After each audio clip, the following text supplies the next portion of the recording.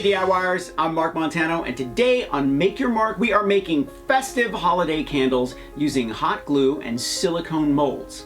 Now before I forget, I want you to thumbs up if you like this video and leave me a comment if you have a question about this project or you just want to say hi. Are you ready? Let's make some festive holiday candles.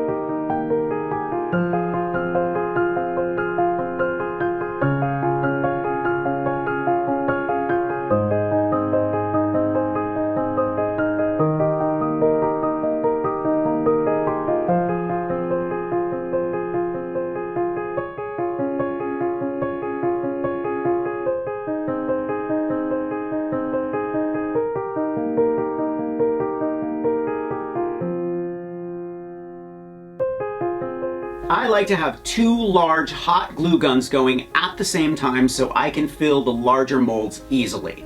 Thumbs up if you like this video, leave me a comment and I will get back to you.